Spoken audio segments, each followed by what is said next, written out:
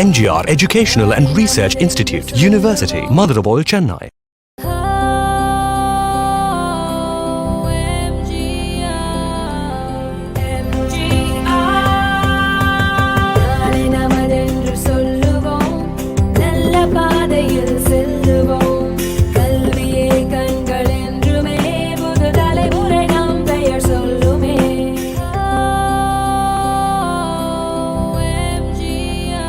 Dr.M.G.R.Educational and Research Institute, University, Madurai, Chennai.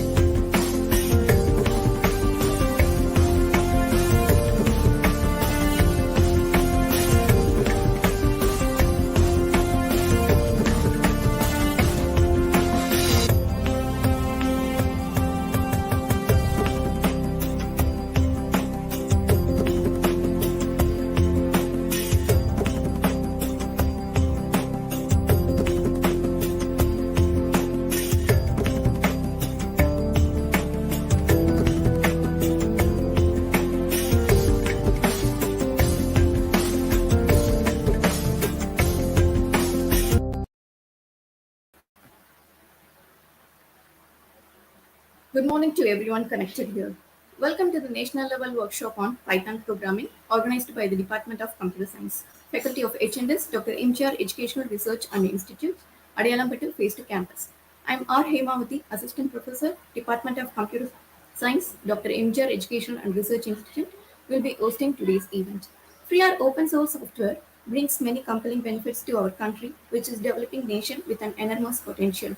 Python, which is free or open source software, can be used for text mining, web services, scientific application, system administration, GUI programming, database application, game development, natural language processing.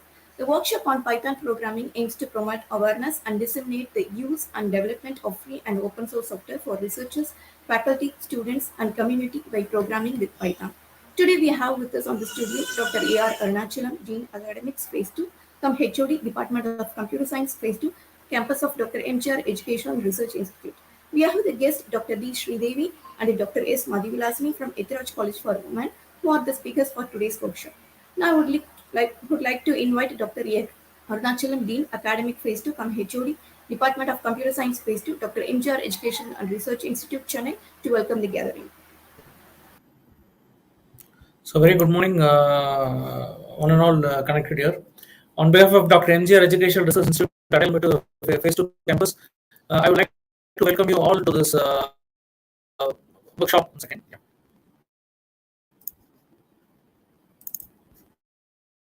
sorry, so there's a technical problem.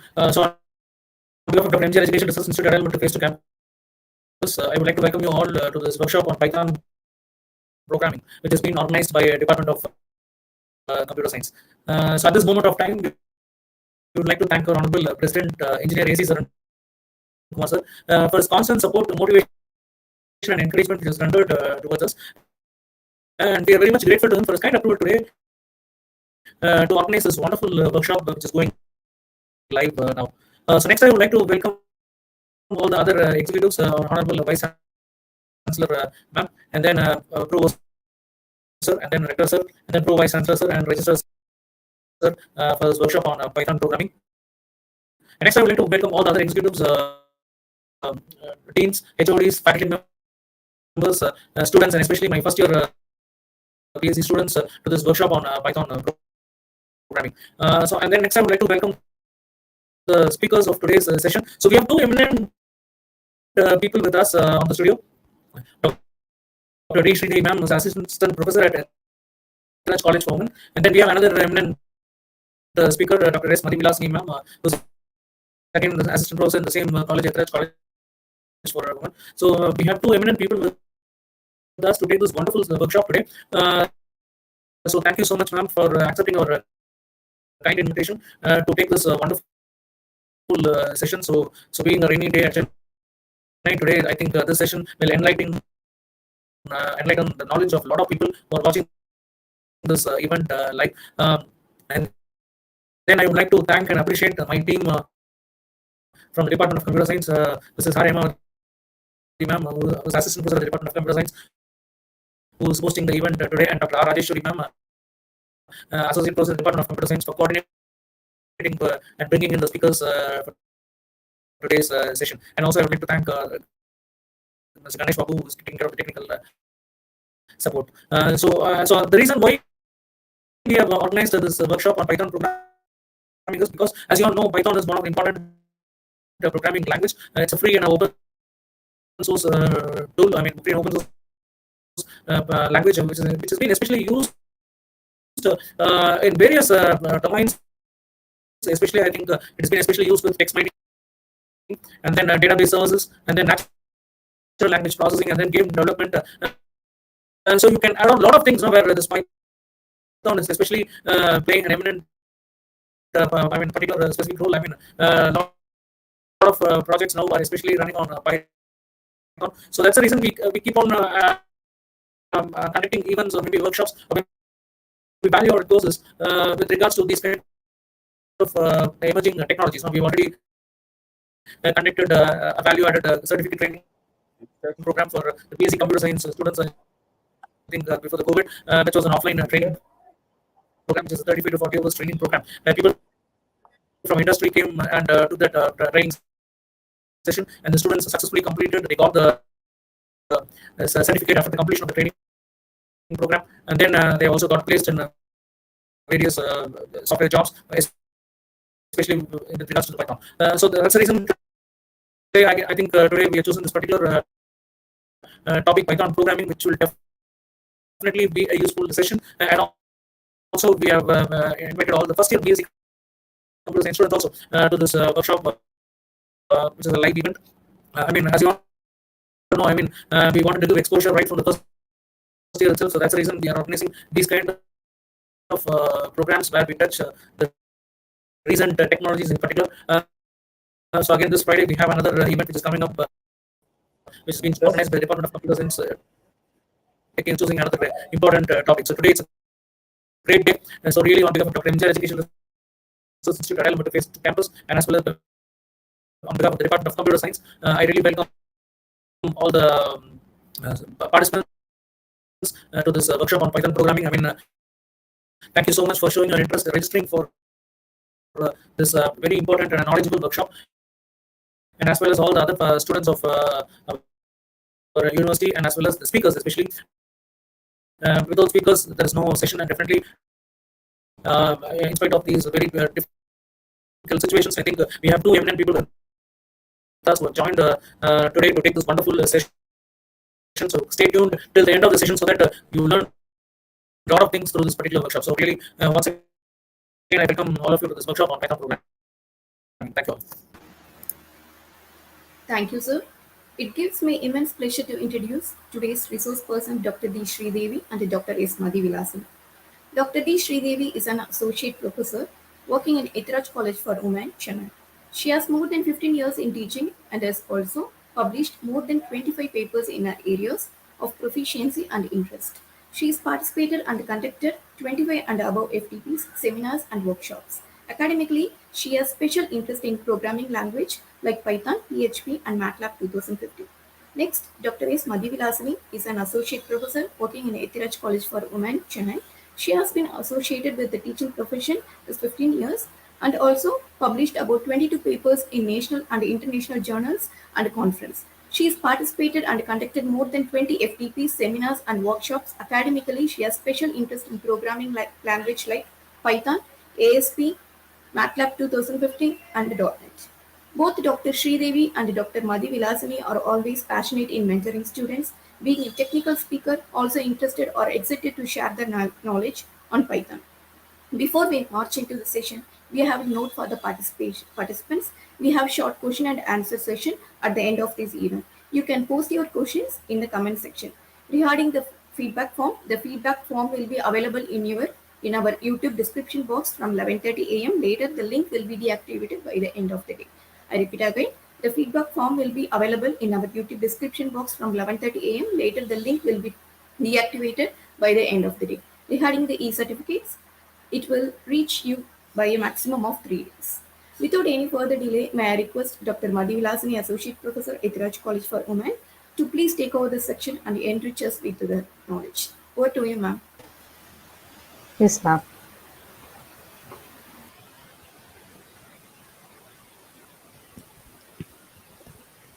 Am I audible? Are you able to see my screen, ma'am? Yeah, ma'am. Yes. Today we'll start our presentation with Python programming language, right? See, welcome to workshop on Python programming language. And the next slide, you can able to see the book, right? The reference textbook is also given here. If you want, you can refer this textbook. That is Alan B. Downey, right? So the next one, founder of Python. See here you can able to see the image of the founder. It is also given in the PPT. See, Guido van Rossum, born in 31st January 1956. So he is the founder of Python programming language. He is a Dutch programmer. Dutch programmer in the sense he is from European country. So we are calling him as a Dutch programmer. Right? The founder image is clearly shown in the PPT. If you want, you can view this image also. Right. Then the next one, why the name Python? Why the name Python? See, the author is always fond of watching Monty Python Flying Circus, right? So he named the programming language as Python programming language. So Rossum was a fan of comedy series from late 70s. That's why he named the language as Python programming language. That is the reason we got the name Python. Then why is Python popular? Why it is popular? It is easy. The first one, it is easy. The next one, it is free. The next one, we have many applications related with Python. And the last one, we have many library Ma'am, and support. excuse me, ma'am. Is sir. Ma'am, can you go for full screen presentation? Ma'am? Yeah. Yes, sir. Okay, thank you. Why is Python popular? It is easy. What do you mean by easy? It is a language for everybody and it is complexity, free and better for efficiency. So no prior knowledge is required when you try to use your Python programming language. Free is nothing but open source. Anyone can download it. And we have many applications behind this Python programming language. What are all the applications we have? First one will be your console based application. What do you mean by console based application? We can connect with command line interface. That is, you can connect with Unix and DOS. See, Unix is nothing but uniplexed information and computing system. And the second application we have here is Python can also be used to develop web-based application. See, you can create your Python own blog and own software. And the next one we have CAD applications, gaming applications, audio and video file sharing concept, etc. We can say about the applications of Python. And we have many library support that is integrated with Python. You can connect with artificial intelligence or you can connect with machine learning. So whatever we want, you can connect with the many different languages. So Python support many different languages to connect, right? So that's why it is so popular. The next one, who uses Python today? See, the Python, Google makes extensive use of Python in its web search system. So nowadays we people are using the YouTube link channel, right? And we are sharing our saved file, and you are using the Dropbox, etc. We are using, right? In that case, see, Google makes extensive use of Python in its web search system. Then Intel and Cisco, IBM uses Python for hardware testing. The YouTube video showing service is largely written in Python programming language. Nowadays, we all are connected with the YouTube, right? And not only for software development, it is mainly used for hardware testing also. So it gives the various environment to work with Python programming platform. So the next one, we have the features of Python. So what are all the features of Python? The first one will be your simplicity. What do you mean by simplicity? The simplicity in the sense, it is the syntax is very, very easy. So anyone can download it. Okay, the open source, when I talk about my open source, anyone can download it. No prior knowledge is required. Say for example, if we are going to execute C, C++ or Java, definitely you should know the structure of Java and C++. So without knowing the structure, we cannot execute that C, C++ and Java programming. But when you try to execute your Python programming, no prior knowledge is required. It is a beginner's platform, right? You need normal English. You need normal English, right?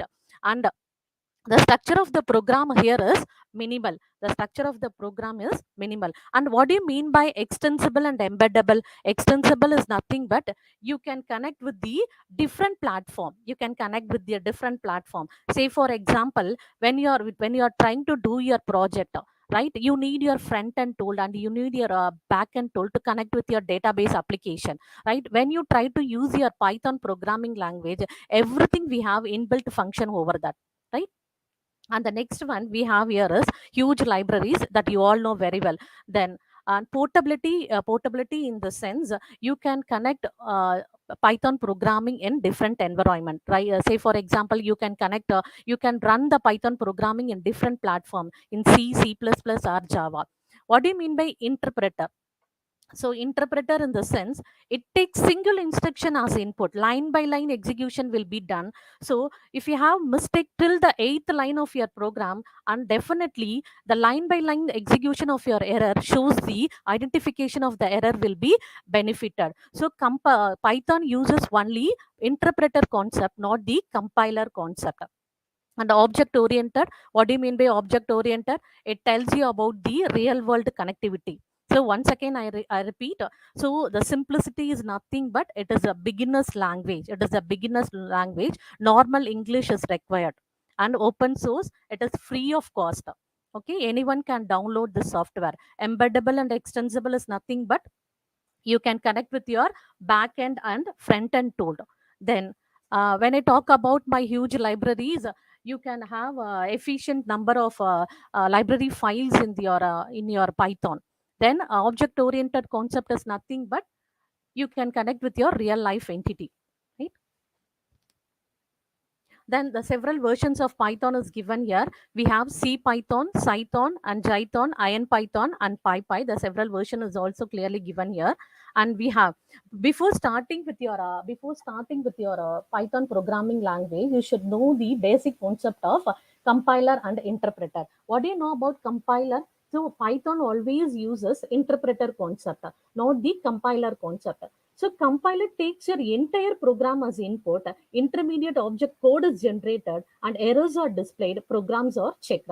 So that is the concept behind in compiler. But when I talk about my interpreter, here error identification is easy.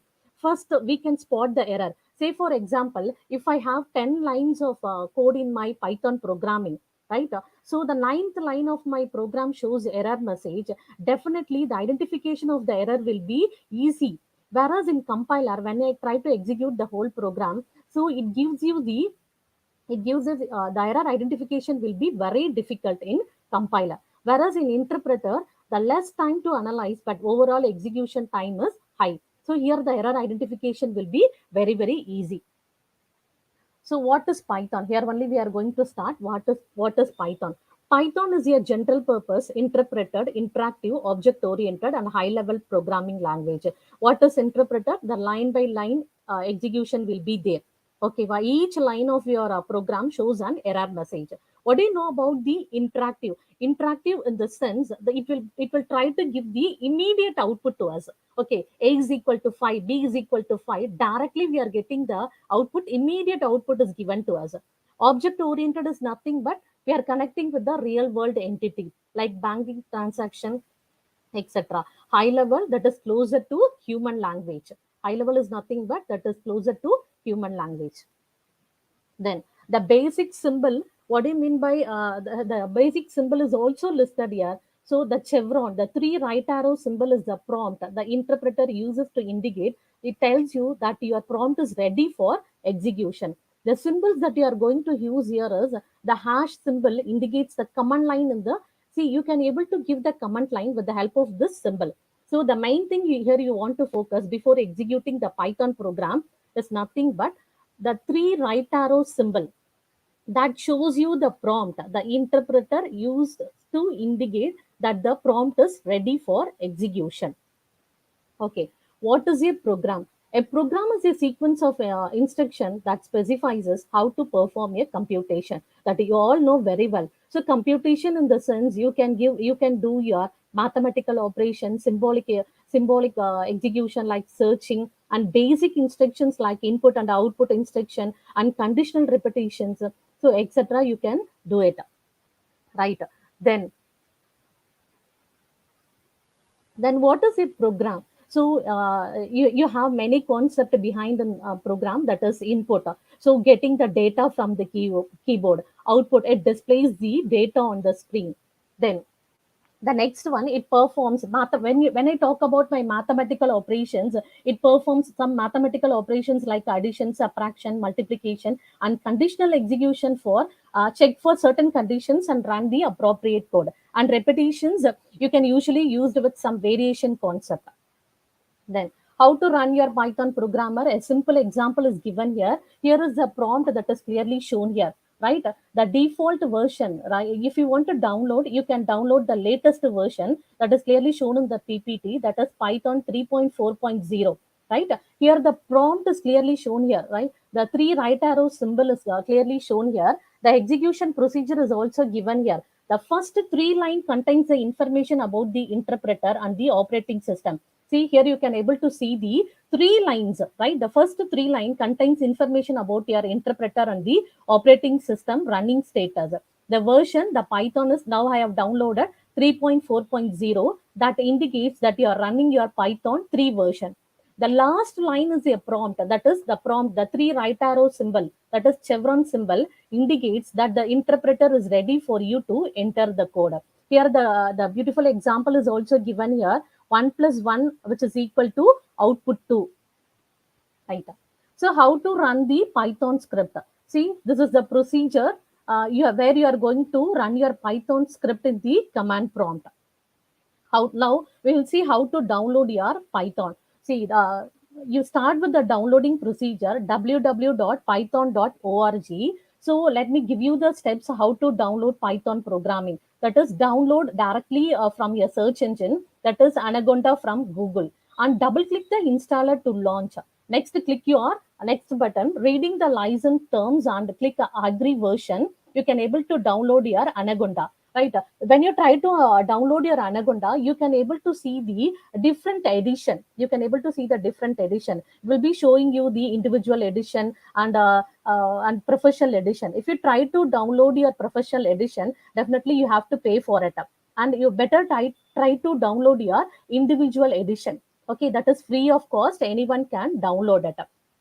After reading the LISA, select your destination folder to install Anaconda and click the next button. And finally, choose your installation location where you want to download. Okay, and and you can able to see the interface of Anaconda Navigator. After downloading this, you can able to see the interface of the Anaconda Navigator. The first one shows you the IDE. See, you can able to see the different types of IDE, that is integrated development, right? Different IDEs you can choose. If you download Anaconda Navigator, definitely you can work with R programming also, right? You can work with R programming also, and at the same time you can work for Python programming also. We have different types of IDEs connected with Anaconda Navigator. This is the interface. Actually, what I was showing here is the Anaconda Navigator interface. From here you can launch Spider or PyCharm. If you want to execute your project, or if you want to download your any particular online applications, you can use your PyCharm. The PyCharm, it gives you the online execution procedure for uploading your different applications. Directly, you can develop your own game development software with the help of your PyCharm. And see, already you know very well about this Python interpreter concept. Then we'll start with the programming concept. If I try to give print hello, definitely it is giving you the output immediately. That is the concept behind in Python. See, I am giving print hello world. So my output will be the hello world. This is the example for print statement. See, what is the difference? Before starting with the Python program, let me explain you about the Python 2 and Python 3.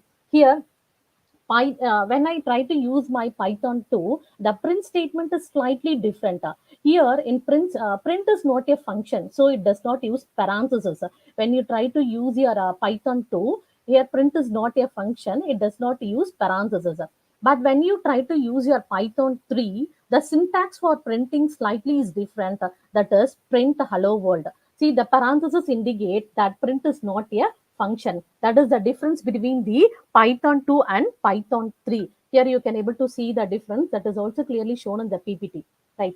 And we'll start with the Python arithmetic operators. You all know very well about this Python arithmetic operators: addition, subtraction, multiplication, division, modulus, exponential, and floor division. But next we'll start with the mathematical operations. We have many mathematical operations here. When I try to print 3 plus 12, your output will be 15. Then next to print 12 minus 3, my output will be 9, right? Then, and we'll start with values and type. So what do you mean by values and type? A value is one of the basic things a program works with your letter or a number. So when I try to give type of 2, it will immediately, the output will be, it tells you the data type of your particular value. So my value will be 2 now. So it tells you the particular data type. That is my data type, my output will be integer. When I try to give type of 42.0, my output will be float. Okay. Then we'll start with your variable. So what is a variable? A variable is a name that refers to your value that you all know. So you can assign the variable values like this: x is equal to 5, y is equal to John. Okay. So when I try to print of x, my output will be 5. Print of y, my output will be John. Before executing your Python program, the two ways to use your interpreter, that is very, very important. The two ways to use your interpreter. So the first method will be your interactive mode. The second method will be your script mode. Okay. When I talk about my interactive mode is nothing but we have the you can immediately get your output, that is called as interactive mode. Okay, you can immediately get your output, that is called as interactive mode. The script mode is nothing but where you want, if you are going to execute your larger program, if you want to execute your larger program, that time will make use of my script mode. right? So we'll show the difference between the interactive mode and the script mode. See, this is the script mode. See, you can able to see the script mode, and this is my interactive mode.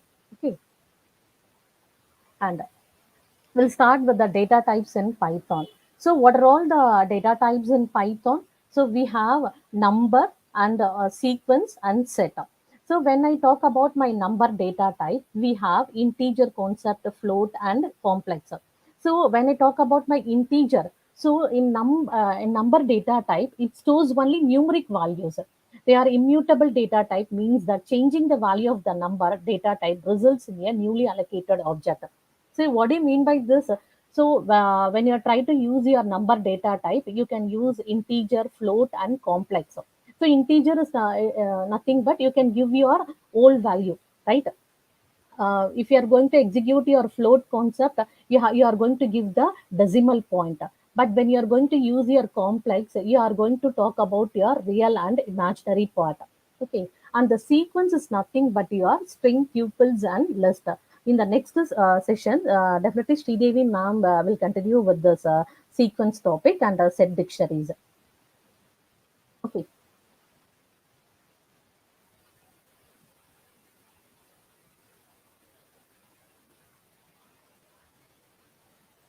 So this is the command line of your Python, and it is followed by some text that contains the further explanation also given here. See, we'll start with the functions. Okay. Uh, So a function is a block of code which only runs when it is executed. Okay. So you can pass your data known as parameters into a function. So how to create a function? How to create a function? So definitely you should use the keyword def. Def is your keyword and my function is the name of the function. So for printing your function, you should give print hello from my function. So my output will be hello, right? So a function is a named sequence of statement that performs a computation. When you define a function, you specify the name and specify your sequence of statement. Okay, once again I repeat, a function is a block of code which only runs when it is called. Let me show you the example also. So the function syntax, before executing our function program, we have the function definition, right? The function definition is nothing but define function name, and we have two variables here. I have declared variable 1 comma variable 2, and function should end with colon. That is very important. The function should end with colon. So we have documentation string, we have statement block, and we have return expression. So def is nothing but your keyword, and function name is nothing but your identifier. Variable 1 and variable 2 are parameter optional, and document string is nothing but comments. And the statement block, at least one statement is necessary to execute your coding, and return expression, that is optional. Okay, rules to define a function. A function block should begin with a keyword def followed by the function name and parenthesis. Okay, and any parameters or arguments should be placed within these parameters. You can also define the parameter inside the parenthesis. You can have any number of variables inside your function, right? And we'll start with the workshop now.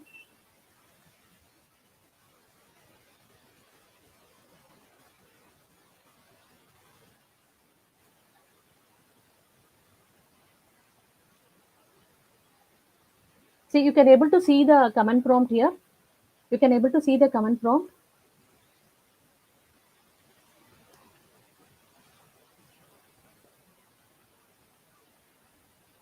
1 minute.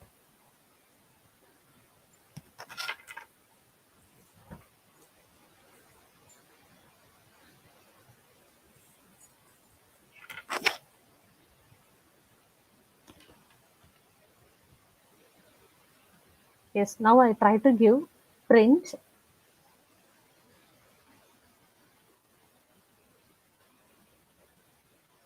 See, so it immediately gives me the output. This is called as interactive mode. Okay, then if I try to give A is equal to 5 and B equal to 5, print.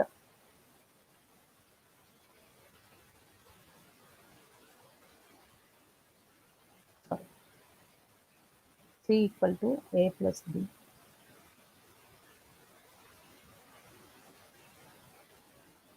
See, you can able to see the output, and this is called as interactive mode. Okay. Then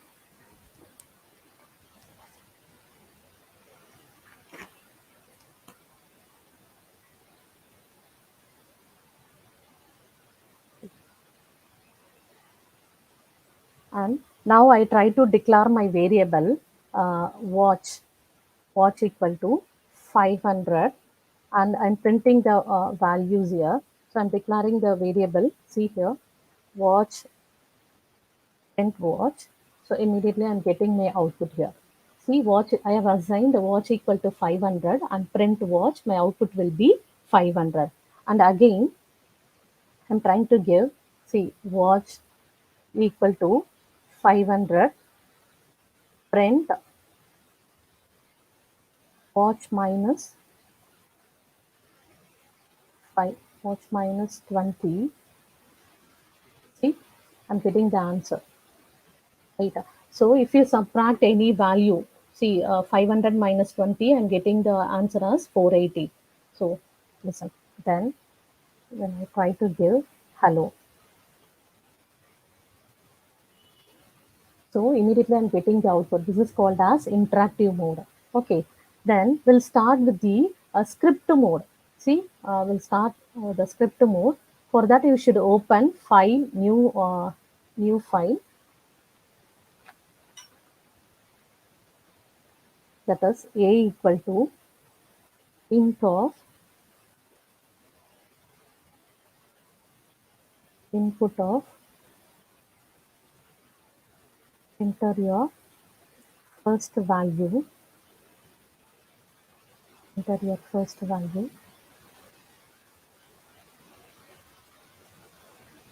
and b equal to int of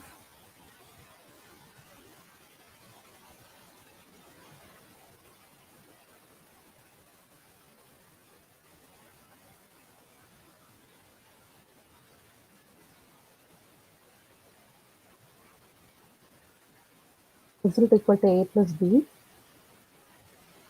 print. So let me try to save this file, save as. I'm saving it in the E colon, that is first dot. Extension of saving your file is first dot py, right? Okay. So to run your program, see, it is asking for the first value is 20. I'm trying to give the second value is 20, and my output will be 40. So this is called as script mode. Okay, when you try to execute your larger program, that time you'll make use of the script mode, right? And this is your interactive mode.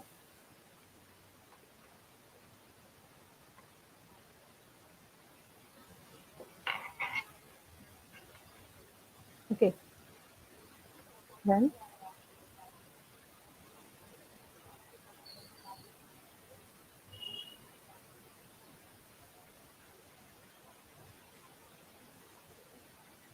okay. The next one will start with the function.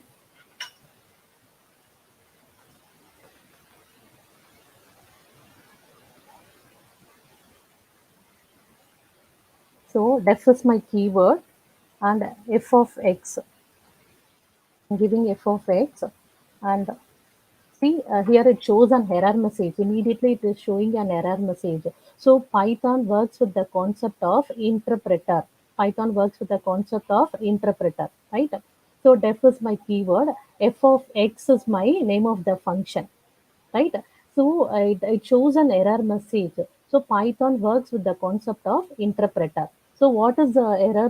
What is the error behind this? See, def f of x is my function. I should keep colon, right? Then return retu or return x into x. Okay. Then passing f of 2.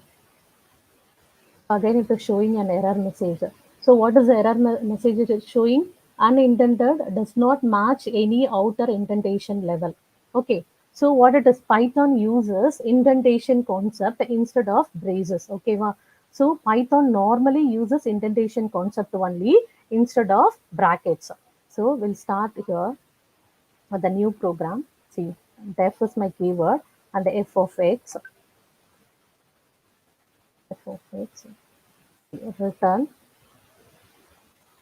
return x into x. Then I'm passing the value for 2.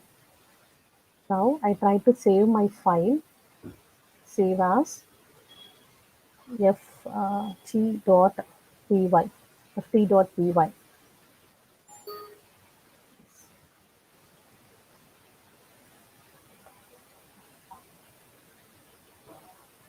So invalid syntax. What I should do, I should keep colon here. Okay.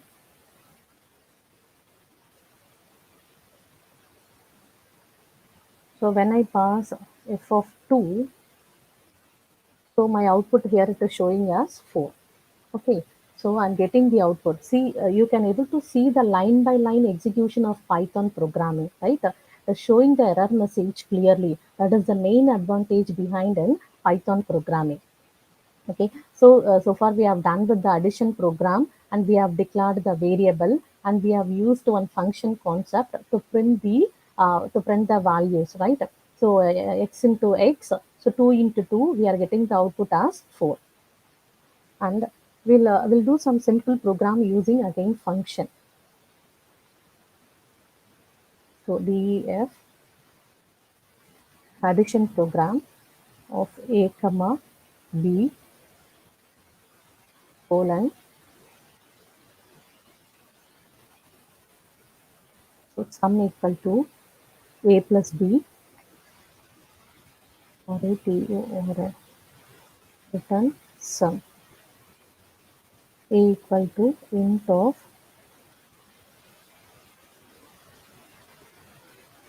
input of, we are giving the first number,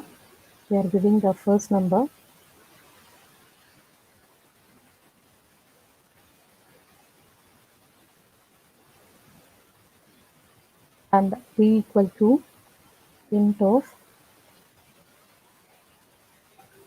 input of second number, and is equal to add of a comma b. Print your result value.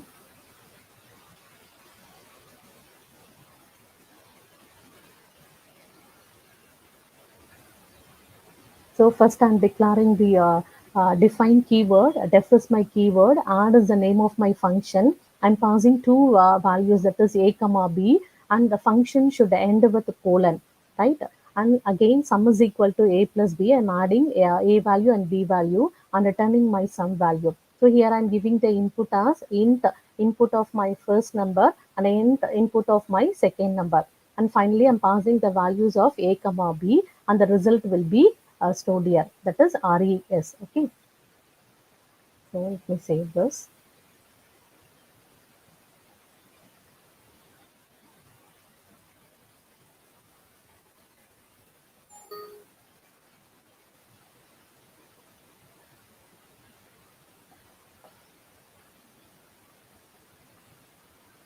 See, it is asking for the first value. I'm giving the first value 26 and the second value 34. I'm getting the answer as 60, right? And one more thing, we'll use separator. The separator concept, it is used between the values. When you want to separate the values of 1, 2, 3, 4 like that, you can use the separator keyword. So sep is used between the values. Let me show you this. So I'm going to give print of 1 comma 2 comma 3 comma 4 like this. I'm going to give, and see, print of 1 comma 2 comma 3 comma 4 comma, I'm going to use the sep keyword, that is separator keyword, to separate all the values, right? Separator equal to, I'm going to give, see,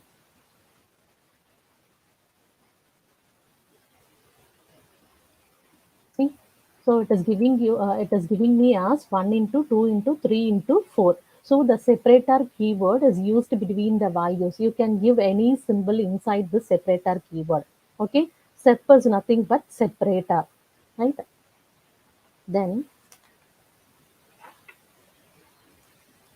uh,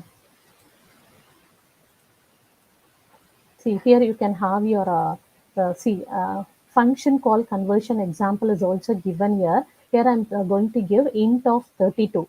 So what is this? My output will be 32. Suppose if I'm trying to give int allo, it is showing you an error message. What is the meaning? Because I've given in single quotes, right? And the next thing,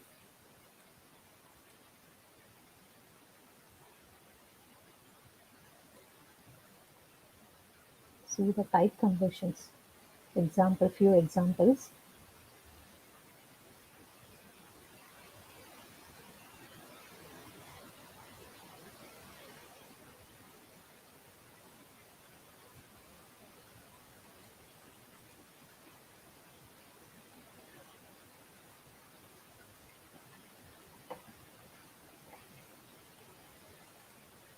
If I try to give type of 42, it will show me the data type. See, type of 42 will give the data type of that particular value. So it is showing me as integer.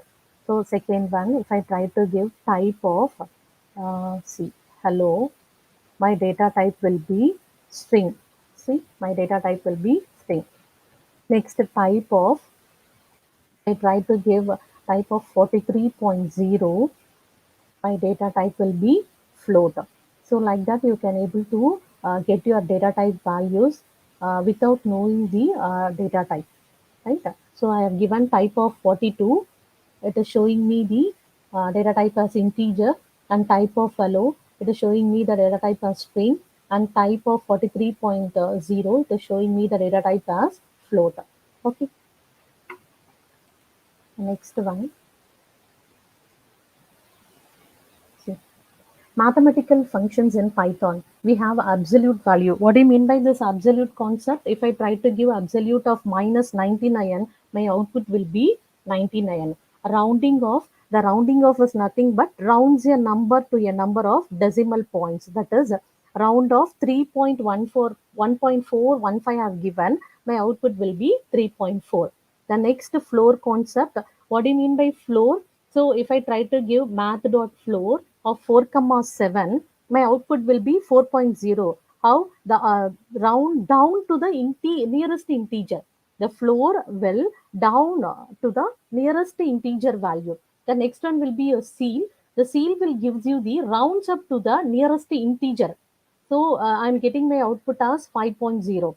The next one power 10 comma 3, my output will be 1000. Then square root of n. If I try to give math dot square root of 256, my output will be 16.0. Okay, now we'll give absolute of, see,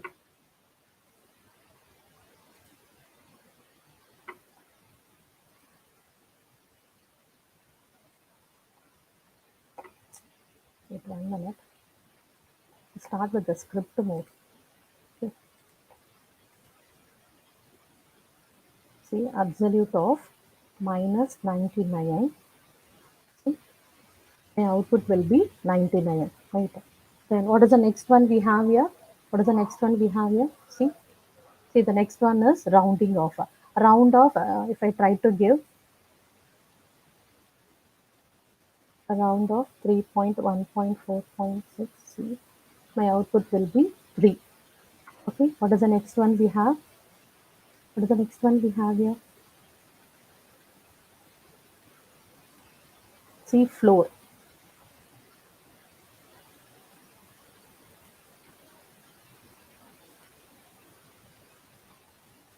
Floor of 4,7. I'm getting my output as 5. Okay, floor is not defined, right? So I should import math. Okay, now floor of 4 comma 7.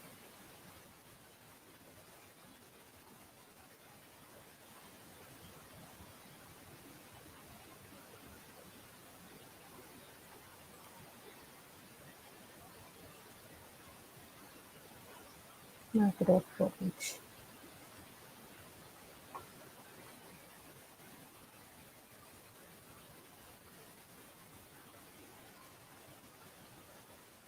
Going to show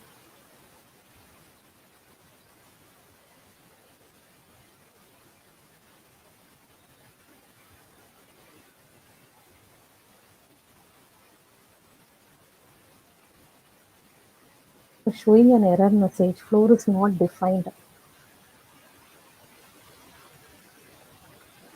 Right. So it shows an error message. Floor is not defined. I don't know why it is showing an error message.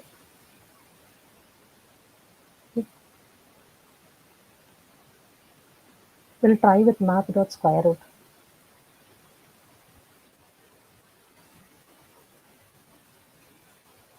Square root of 256.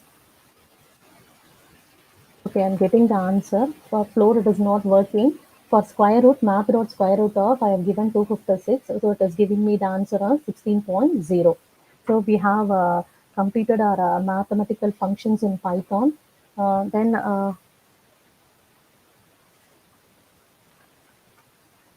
we'll give one simple example for a function also. Okay, one more example I'll try to give for function also.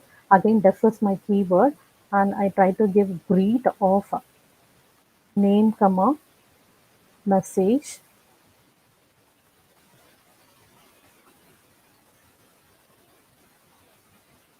So Python uses indentation instead of brackets, right?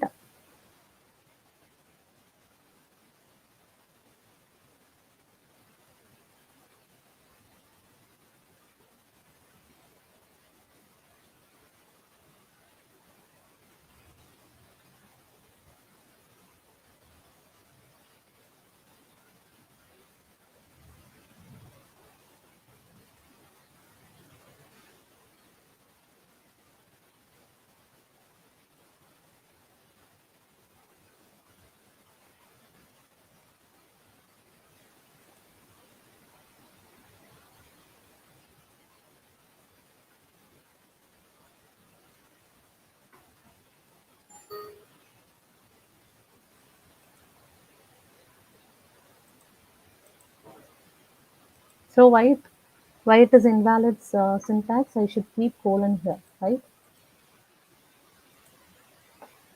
See, hello Python, good morning, right? See, let me explain this program. So I have defined define is my keyword. Greet is the name of my function. So I have passed name comma message and printing hello, and I'm concatenating message name plus messages. So when I try to greet Python, it is telling me good morning. Right? And the next one,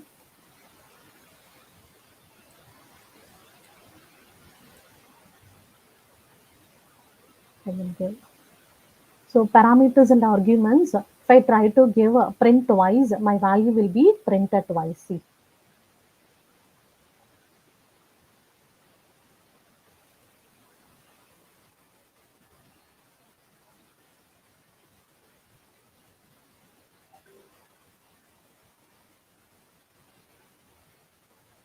see 1 minute.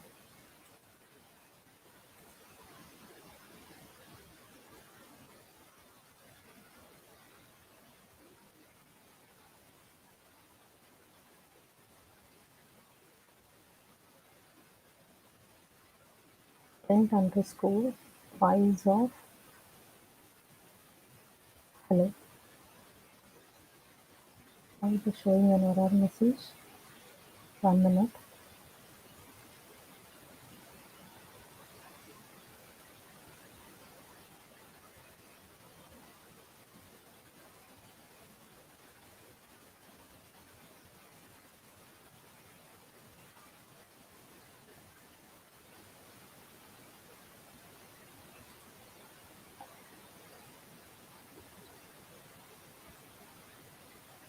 Wait 1 minute.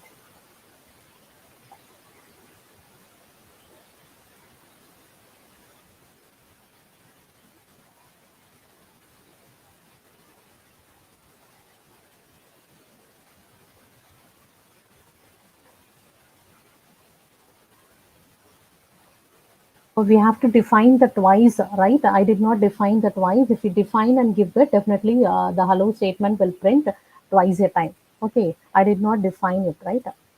So declaration is very important here. I did not define it. Okay, the function works with any value can be printed. So if I try to define and give print underscore twice of spam, it will print 2 times, right? Uh,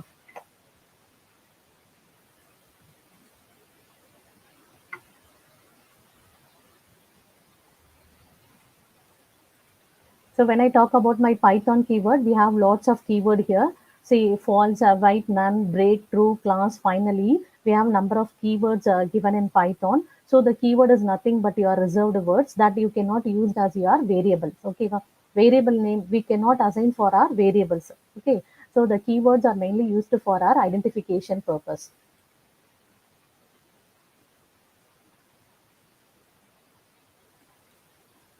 And now we have in line Sridevi ma'am to continue with this session.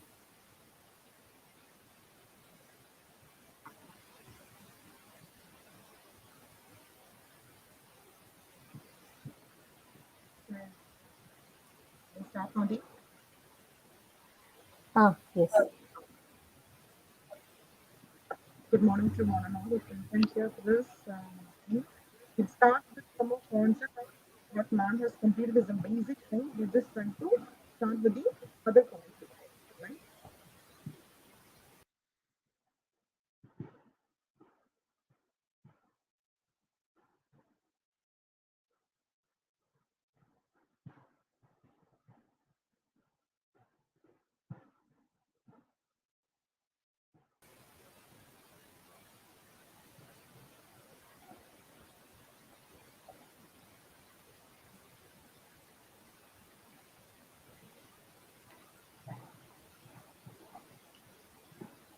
Am I able to share the screen? The screen is shown now, right? Yes, ma'am, it's visible.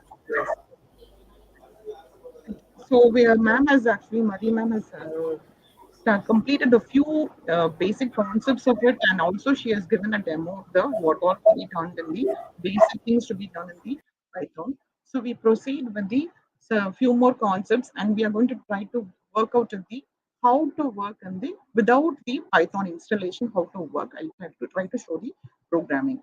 So here there are lots of websites providing the online Python editors. You can try to just open the editors and start the simple programs and start working with that. So before that, we'll go for some of the concepts to be touched, and then we'll proceed to the workshop, right? So the today's work is going to be about the conditions, recursions, fruitful functions. We're going to see the iterations. These are all some of the basic concepts to be noted when we are trying to learn about the new programming languages. Only when we are trying to know the basic concepts, we are thorough with the basic concepts, we can learn any other programming language right easily. So we start with this, with the conditions and recursions. So here we go for the conditions. The first one is floor division and modulus. This floor division is actually the operator we try to use is actually double slash. The ordinary slash which we try to use here, I hope all of you are able to see that I point towards it. So ordinary slash we try to give you the output with the remainder. That is a slash. So I have assigned a value and try to divide and show you. It will be giving with the decimal value. But I don't want the decimal value. I try to get the only the integer part of it. We try to give you the double slash of it. This is the floor division operator, right? So few calculations we try to use this double slash, and we have the modulus operator. The modulus operator, like we have the percentage symbol. This percentage symbol is actually we try to get the remainder of it. So here, if I try to give ordinary division, what 7 divided by 3 will give you the quotient is 2. I mean, print the quotient means will give you the value as 2. Whereas if you try to give the remainder, to get the remainder part, you try to give it as what? Remainder is equal to 7 divided by 3 will give me the output as what? The 1. this is the output will be there. So this particular code will be whatever we are doing in the chevron, that is in the prompt itself, the output is going to be 1 only, right? So there's two major operators which we have seen in the before, because when we know the operators only, we will try to give the conditional statements properly, right? Once we try to give the conditions, then we go for the bit higher versions of the programming concepts. So here you have a Boolean expression. Now we should know what is an expression. Expression is actually nothing but we have a combination of the operators and the operands. So the operator, we know that we have few operators like equal to, greater than, less than, and all. We have the operators, and whatever we have it with the operators, we say it as the operands. So here we have a the double equal to as a operator here, which we try to compare it to, right? So here, if I try to give it as comparison operator, 5 double equal to 5, it will give me a true. If it is not going to be, then it will give me a false of it.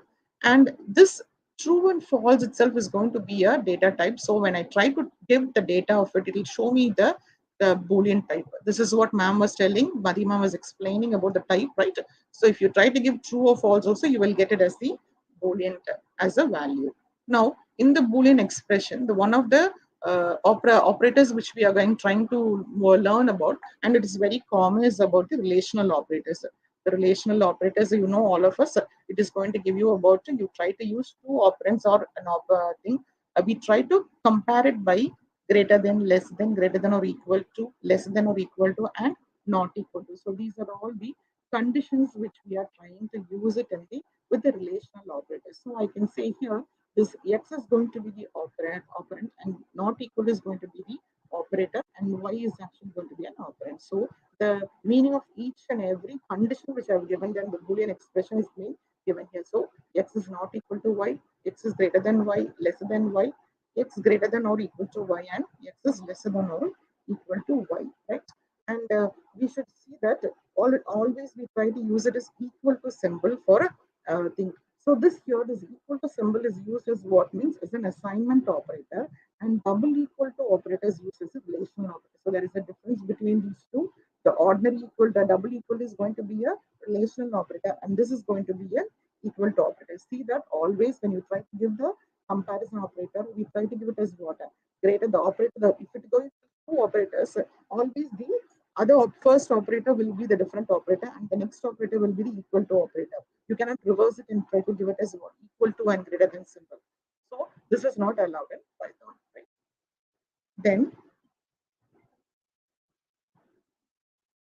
Then we have the logical operators.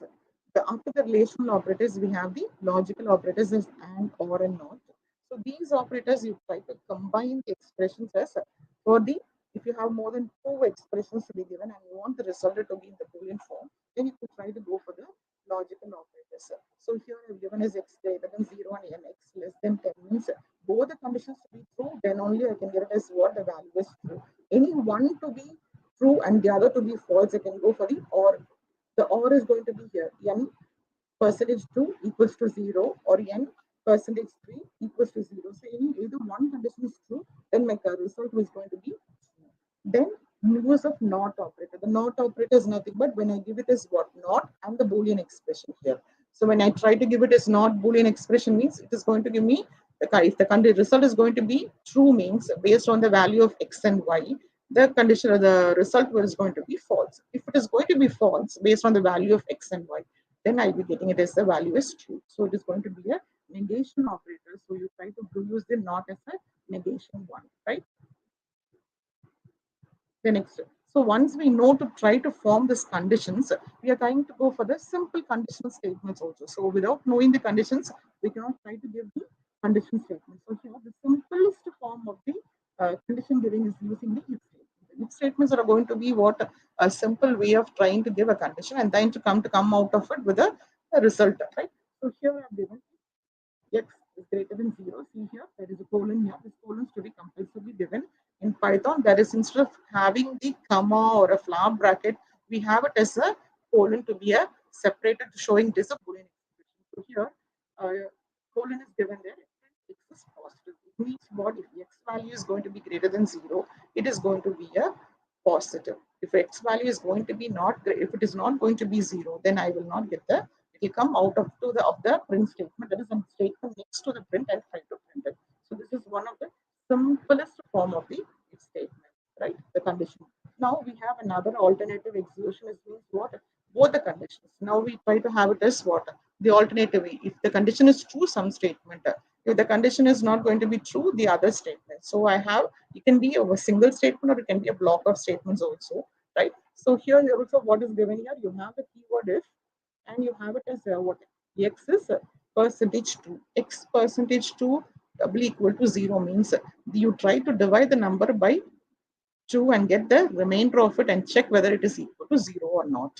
So if I give the value as 5, the remainder will be 1. So I will take it as the result will be print x is odd, because this condition is going to be true. The first condition result will be, if the condition is going to be true, I'll be getting it as x is even. If the condition is going to be false, I will get the statement as x is odd. So if I give any odd even number, for example, I give 4, 4 will not have the remainder at all. So I'll get the value is 0. So 0 equal to 0, I will get it as what? X is even. So this is a alternative execution form where you try to have it as true as well as a false form, right? Then we go for chained conditions. When you have a multiple if conditions to be given there, we try to go for the chain conditions, right? Here we have it as simple example here. See here, if x is less than y, right? We try to give this print x is less than y. Else, if we try to have x is greater than y, we have a condition x is greater than y. Else, we try to print x and y are equal. Right now, here, if the first condition is going to be true, this set statement is going to be printed.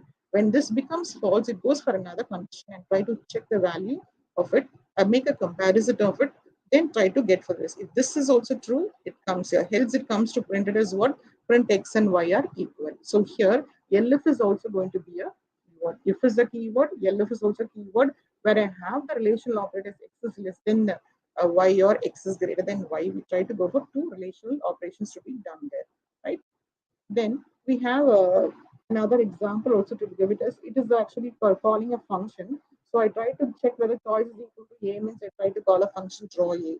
Else if if the choice is equal to b, I try to call a function. So you can have a block of statements when you have it and put it into a function, you try to call the particular function by having it. So depending upon the number of statements, if the programming code is going to be simple, we can put it into a elif itself in the elif inside the conditional statement, or the conditional statements are inside that particular if statements, or you can put it into a function block, right? Then sometimes if you see here, there is a if statement here given here.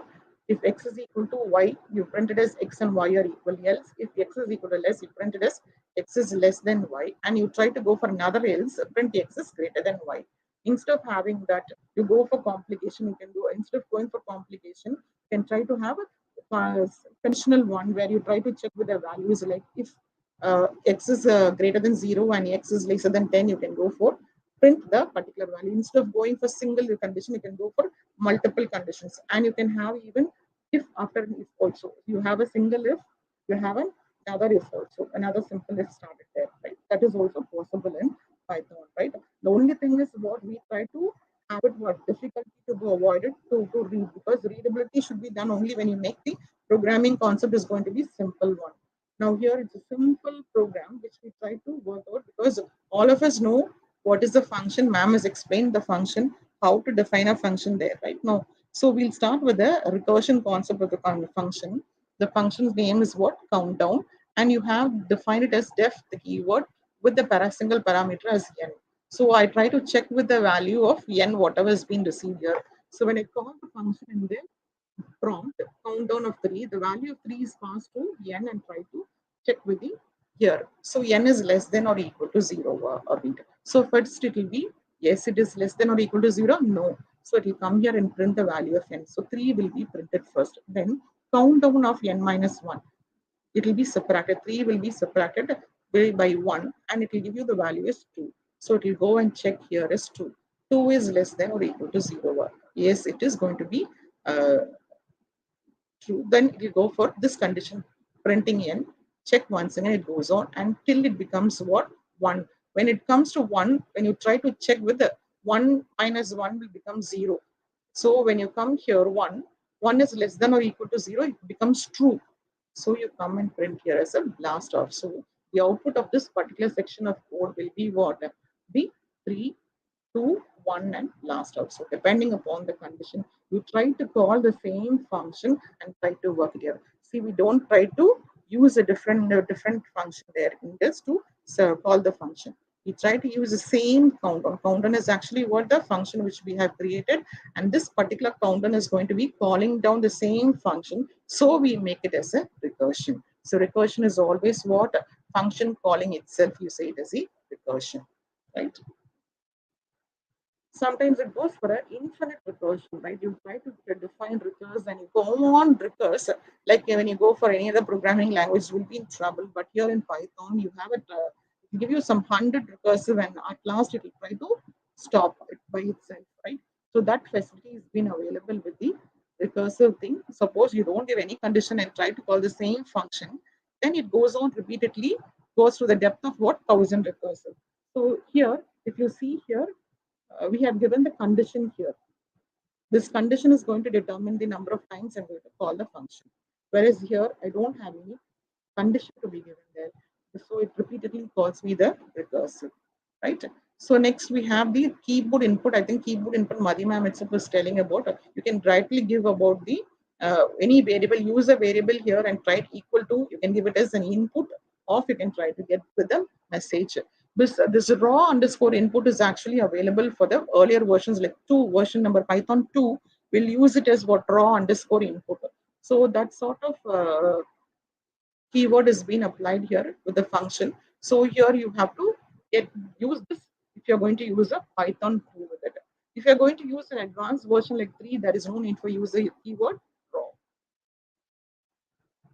This is also an example of the raw input that we're going to see it when you're trying to go for a practical form. So we'll come for the fruitful function. So what is a fruitful function? The function which has a return value is going to be a generally we have a return value, and when it returns a value, it can be a single value, or it can be a variable, or it can be an expression which you try to give. So here, this is a simple form of telling you, see here I am given an expression here is equal to, and trying to calculate the value of it.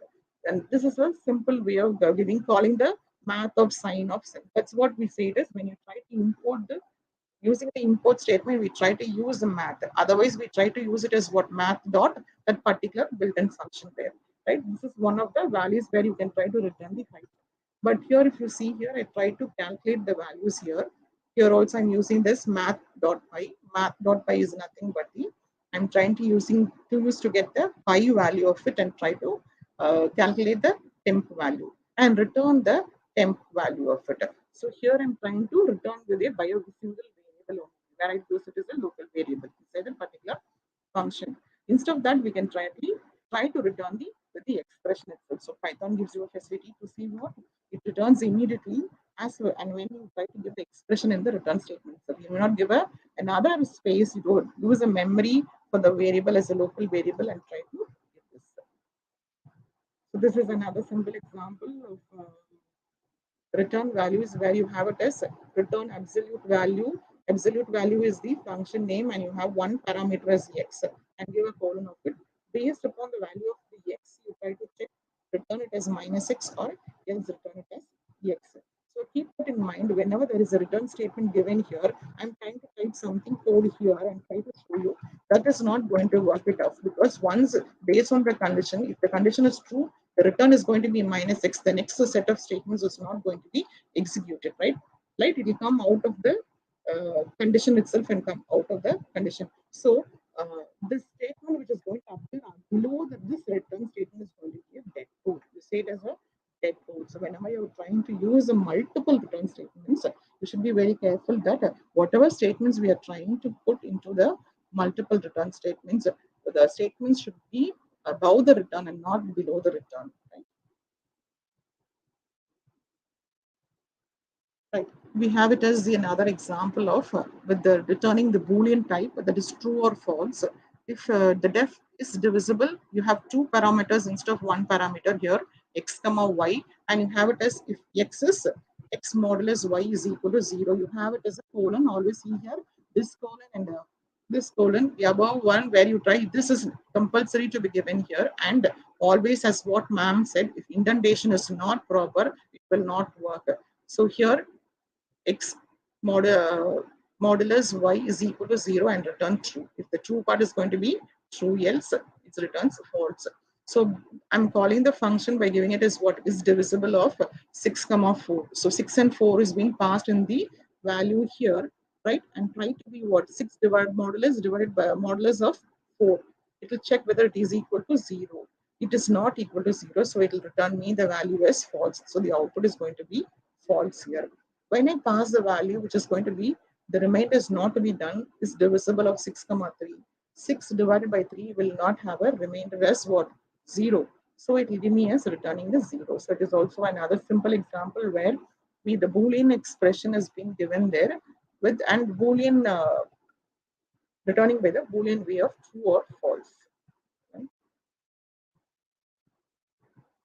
Now we have another example. All these are all examples of the Boolean only, right? Where I try to give the Boolean itself, the return statement of the Boolean, and we try to give it a print statement with the string. Here itself, see here, this is going to be a simple def statement here. Here also I've used when a if condition, then trying to give it a true based upon the we try to check with the true. So these are all Boolean expressions only when we try to completely thorough with the expression as well as the condition, we can try to use this way of method. That is where we can try to, instead of going and returning like this, we try to use the function and get the expression. Then all of us know what is a Fibonacci series. So to any series can be used to be here. So Fibonacci series is going to be what we try to give it as initial. The value is 0 and 1 and try to call the function. This is another example for a recursive. So we can go for a very value of n. If it is going to be 0, you return 0. Else if you try to return 1 or you try to go for the recursive form of calculating the Fibonacci series. So you try to have it as what initial value of 2 values and calculate value is going to be the third value. And try to swap values of it in the next case. So initially it will be 0 and 1 which we have assigned. The next case 0 plus 1 will be given there and given as 0 plus 1. So all of this is one of the series only, right? You can write any other program also, right? After this, you try to swap the values. So 0 is not considered. You try to put the value as a first value is 1 and second value is 1. You try to add it as a try to do this, right? 1 plus 1, 2. So here, this Fibonacci expression itself is in the form of what? N minus 1 plus n minus 2. So this will work as the calling the function itself. Like once we are thorough with the function and try to go for the recursive, we'll be using this Fibonacci series form. So you will get the value similarly third. In the next cases, you have 2 after 2, you will have 1 plus 2, you have 3. So if the values are being swapped and you won't get the values. So this is a Fibonacci series. And then we go for the looping statements. That is the iterating statement. So here we just have two different statements, while statement and the for statement. And when you want to come out of the iterative statements, you can use the break statements. And another important concept is about the strings. Next. So we have it here as the looping statement. It's a very simple loop. Like if you are learning about the C while loop, we'll be able to know about this. So that's why we say it as Python is going to be a very simple language and it's very easy to learn. So we just started with try to get the counter value of it. That is, you try to pin the value of 0, 1, 2, 3, and 4. So it's about almost like a numbers, this number series. So I try to define the counter, that is a function, try to pass the value of n. Based on the value of n, I try to assign the value counter value to a 0. When I try to give the counter value as 0 and check with that, check with the count of it. So 0 is less than 5. So if 0 is less than 5, we try to print the count. Then count is equal to count plus 1. So here the n value is being I've given as n value is being done given as 5. So if I try to pass it, I can give it as what? Countdown of 5. Then it will try to check with the first, it will try to check with the 5, right? Then it will try to print the value as count. Then count is equal to count plus 1. What is count plus 1? First time it has been the 0. So 0 will be printed here. Next time you increment the count is equal to 1. So 0 is equal to 0 plus 1 will become, and you check for the count itself. So the 1 is less than 5. Yes, it is true. So you will get the value of it, increment 1. So it goes on till 2, 3, and 4. When it comes to 5, it is till 4 you will get the print. When you come to 5, what happens? It will try to increment and go for another check of it. What? 5 is less than 5, and no, it comes out of the loop of it. So this is one simple example for a where you have it as the while down. So while is actually what similar to what we have seen. While the condition is given there, you have to give a colon here, right? Then you have to give the any executable statements below the while. While.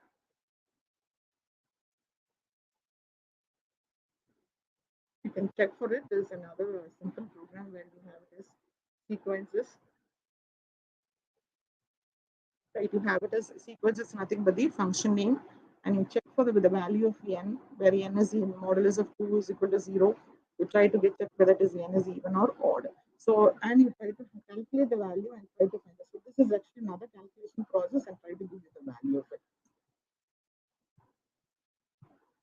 Right. Now we'll go for the break statement. So we have seen what is while. So you know this. While is actually what?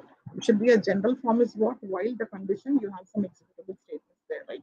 See there, indentation is followed here. Not the parentheses.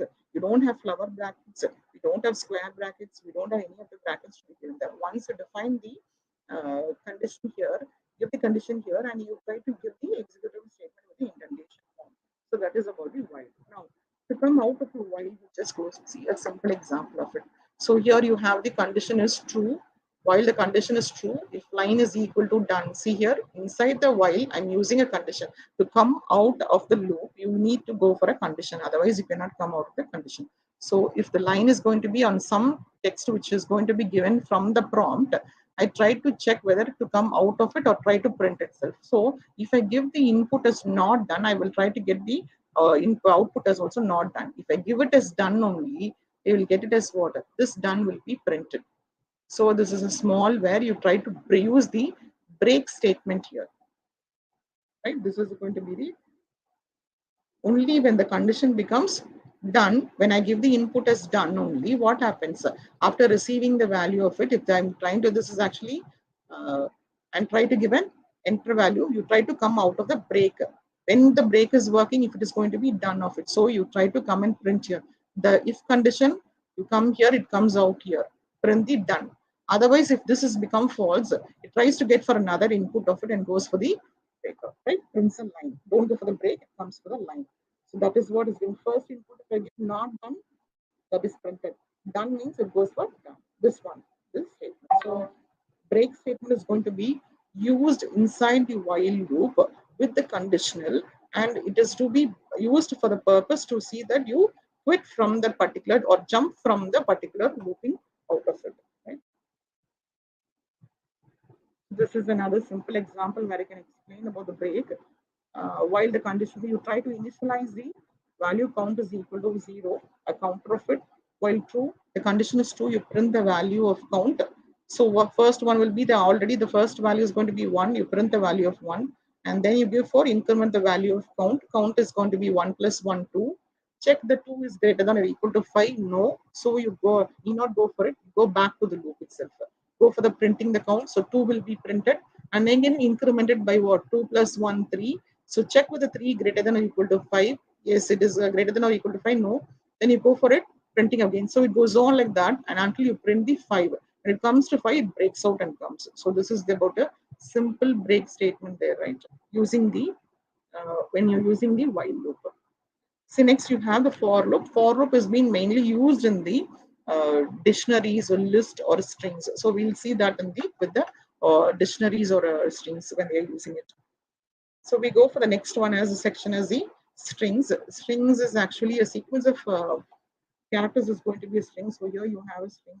So each one is going to have each character is going to have a number of it. So here, if you see the next slide, suppose I give the string as welcome. This is going to be the WELCOME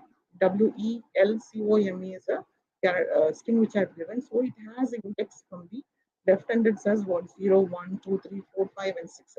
And if you start from the right side of it, you try to have as what -1, -2, -3 and -4. So see here, it starts from 0, then proceeds. Here it starts from the end as -1. So why we are trying to give this explanation is because you have some certain operations to be done with the strings here. So string is actually, it has an index here. With the index only, we are going to try to get the value of it. So try to get it as what? Letter is equal to fruit of 0 means print the letter means B is being printed because the value of B is going to be 0 index value. And A is going to be what? 1. N is going to be 2, like that. So you can go for the incrementing even the index value and try to get the value of it. I plus 1 means already whatever value is there, that will be printed in I. I plus 1 is going to be the next value of it. So it goes like that with the strings, right? So here, what are the, how to try to get with the strings here? We have S is equal to hello as a string, and we try to get a S of 0 is nothing but which will give you the value of H, the first one. Print the value of third one will give me the hello, and this L from the hello. So here you have another programming concept. That's what I told you. You have another program to print it like this. Here, this is where we try to use the for loop. Now you have a for. See here, for is there. For is a keyword we are going to use. You have a variable here, and you use the for in which we are going to use, and you have a X range is nothing but the range which the full it considers the whole string. So the whole range is being considered there. So two functions are being used. One is the len, len is a string length, and the X range is going to be the range of it, and the index is going to get the index value of it. That is the from starting from the 0. So we try to get traverse this string. So you can say it as what? Traversing the string. This is going to be the string. Traversing the string, I mean, so this is going to be the string here in the example. So traversing the string with what? The for loop, trying to get each character by character with the index value. So we start with the H first one. So the for loop, first we try to get from the index value will be y, it will be assigned as 0. So then from that to the overall traversal is being done. So you try to execute the value and try to print it as what? Print S of index. Index is means what? The string or you are trying to get the string here. This at the index is nothing but the string which is given by us. And index is nothing but the index value of it. That is where the position is being stored. So H is actually what? 0. E is actually 1. H is equal to 0. So this will be the output of the particular set into string programming. So this is actually about the traversing the string, for a given string, and you try to get the length of the string and try to get the range, overall range of it, and try to sometimes range itself is enough, sometimes you go for the X range of it and try to print the overall strings, I mean letters with the index values, right? So this ln is nothing but we said it is going to give you the length of the string. We have a check whether in this is one such availability, beautiful availability in the Python where we have and trying to check print py in hello Python. It means what? I try to confirm whether it is that particular substring is there in the particular given string. So this py is there, so it will print is true. No is not there in the hello Python, so it will print me as follow. So this is actually print nothing but what? The small, we check the small substring is there in the given string using the in operator. So these are all string slicing. See, that's what we told you.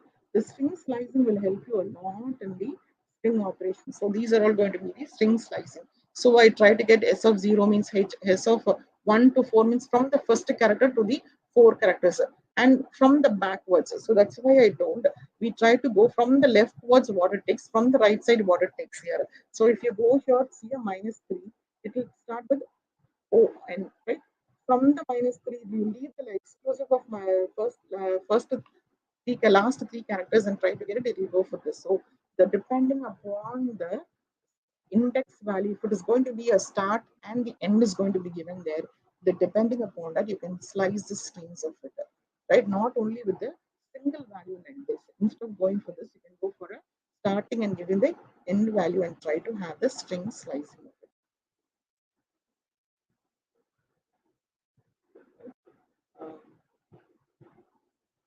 This is also another example. Instead of using the for loop, they use the while loop.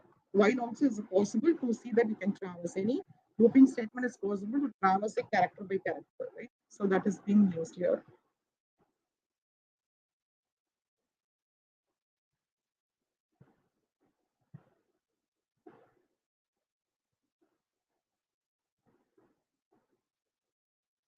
So besides this, you have another functions to be used here is the upper. It's nothing but you try to see that the string, all the whatever is given, the string is going to be printed with the upper case. The result will be banana. So I try to initialize the string as low in the lower case and try to show it as word. Try to convert it into upper and try to print the next one, the new word that is going to be in the upper form. Another one is find. Find the A. So in find A is nothing but I try to find out the letter A in the given word. So it brings the index of it. See, only the first time when it checks with that first time, whatever is it, because it traverses from the left to right. So you get the first, that is the one as the value, right? Not the next time. You have another A, twice the A, thrice the A is appearing there. After the first A, you have twice appearance. So it will not consider that, right? You have the find, see here, find NA is there in the same string function, and you have another way that is it takes the two indexes again given here where it should start. That is, you try to check the NA after the third position, right? From the second. So you have first one is with the only one parameter. You are given two parameters for the finding the then after where it is set. So in the banana, so it starts NA is appearing on the fourth one. So here you have three arguments. So where you start with Bob, you try to find out B value, you try to where it should start and where it should end. Because here 0 is there, 1 is there. I have to start here and end with it before 2. So what happens is that the search fails there, and so it tries to give the index value as -1. Right? Because the index range from 1 to 2 is not there. Right? Right, the in operator as we have seen, I told already. Print, I told for Python, right? Print A in banana, and so we check whether it is there or not. C in banana, so it's the in operator is going to be a Boolean operator. By having the truth strings, you try to check whether it is the substring is available or not, right? So that is the example given here. And here,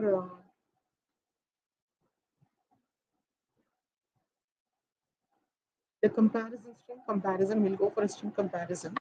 The relational operators where you have it as a if, where you give a you check with the equal double equal to, then print the all right the bananas, right?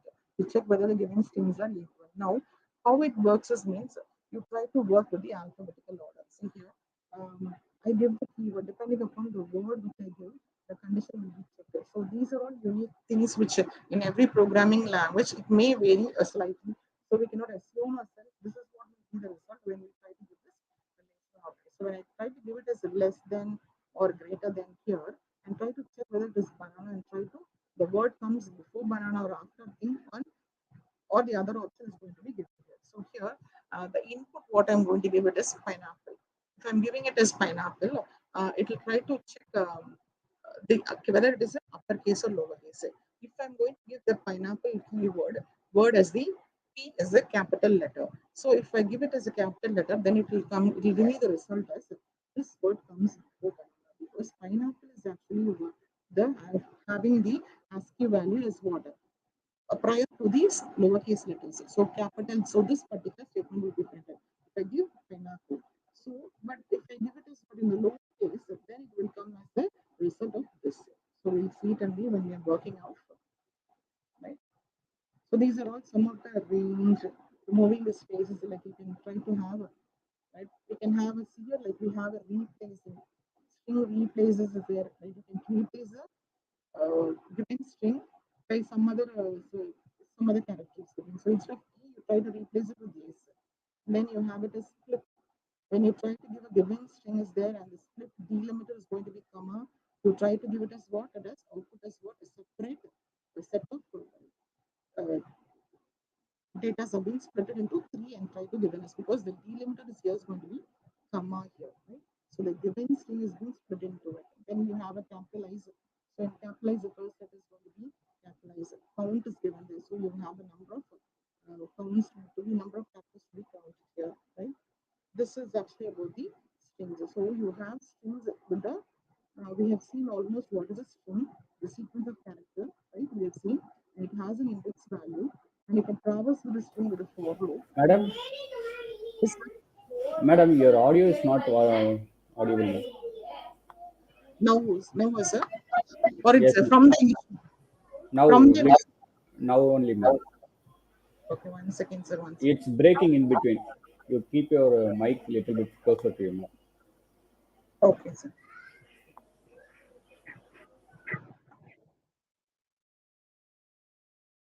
So we have seen the string operators. I'm trying to make it close.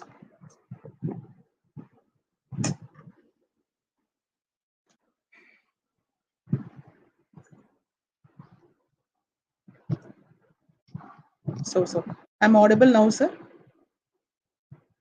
Yes, ma'am. Yes, ma'am. Right, we have seen the string operations we have seen, and now we are going to see about the dictionaries, tuples, and list. These are all the different data type structures which we are going to see. There are intent of it, because once we are thorough with the basic concept only, we can go for dictionaries, tuples, or a list.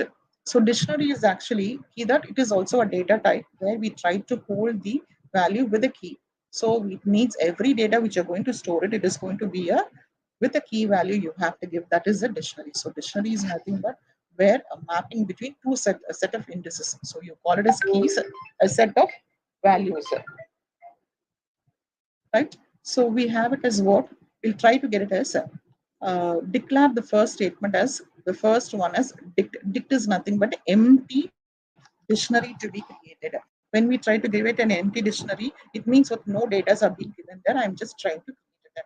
Then if I try to print it, any variable can be used. So we are given eng to sps, and it need not be like that. You can give any of the variable which you try to assign to it, and so you have an empty thing because no data has been given there, right? It is an in the representation of giving the empty dictionary. So here you have another one. We have assigned the value as UNO, and also see here two things we have to give, key as well as the value also.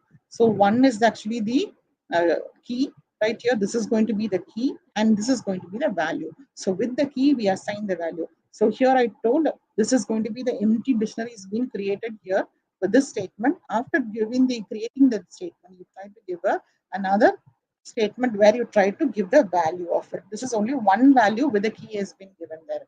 Suppose I want to give more value, like I can use this method of it. Like see here, like this one, where I try to print with the one key value as key as well as the value. This is one set of thing. When you have multiple or three items, you can give it as what? One, and you have it as this one is going to be the key, you have the value. Two is then going to be another key, and it is going to be the value. Three is going to be another key, and it is going to hold the values. So these are three different set of values, dictionary values, which we have created as a key value pairs in that. So when you try to know about dictionary, you should know the basic of the dictionary, then it is going to be very simple of it and working there. So next is going to be all the operations which we have seen like almost like a similar. So any data structure, what we are learning with the data structure, first we should know how it is represented and how it is being stored there. So once then you can list out all the operations and start working with the operations. So here also you have the len function work with the dictionaries to returning the key value pairs of it. So already we have given 3, so it's giving me the value as 3. So here I try to check with where a particular value is there in the particular dictionary, that is also possible there. So here you have it as true or false to check with the values, and here the true, why it is getting as true means because it appears whether you try to check with the keys, but when you try to give it with the thing value, it is not working, right? So you always check with the key. The use of key is appearing here, right? You also have it as in, right? This in is there where you have it as whether you check whether that particular value is there in the particular dictionary. So if it is there available, it gives you returns a value as true, right? So here also we can go for simple programs. Here these are all how a whole string is being taken into it and try to build given in the form of a dictionary. So like this, we can try to give it as the key and the value. Key and the value you can go on, try to give. And next we go for like we have tuples. Tuple is also a sequence of values we can have, and this tuple is also going to be of any holding any data type. So any data type means like it can be integer, it can be character, it can be floating point values, it can be hold like that. So here, see, this is a ordinary way of trying to give you a tuple with a comma separated by the commas, but it is not necessary. See here, tuple is given um, with the brackets here. So I try to create a tuple here with what T1 is equal to A and type T1. So this is not in the parenthesis it's giving. So when it is given with the parenthesis, you try to get the value of it. So this, like how we created in dictionary, you create the tuple as T is equal to tuple, that empty way of creating the tuple, and then try to assign the value inside the tuple and try to get the value from it. So what is the use of this? The main use is you don't have a key. Here you don't use a key. And only a thing is you're going to use the, here you're going to create with the thing and try to print any data type can be added here. So that is the advantage of it. So here also we go for the using the tuples there, like where you try to give a string and try to get the tuple form of it. And here you can see here, if I ask to print like a slice operator, that is working there, trying to get from 1, 3, it is also been working there, right? So here it will be, this is 0, this is 1, and this is 2, and this is 3. So first when I ask print T of 0, it is getting me the value as what? A alone has been represented in the 0. So here I try to get the range of it, that is the start and the end of it, and that is also being given there in the result. So tuple is main thing is here also you have some operations to be can be done here with the tuple. See here, you can modify the elements. When you can modify the elements means it generally decided is tuples are immutable. So how can you add the elements? You cannot modify it. You can add the elements like this. See here, I've given ta as t of 1. So I'm giving the value to be added as the first one with the position also. So that has been done here in this particular case. See here, I've given the value as well as the position of it and try to use it. I'd use a concatenation operator to add it, right?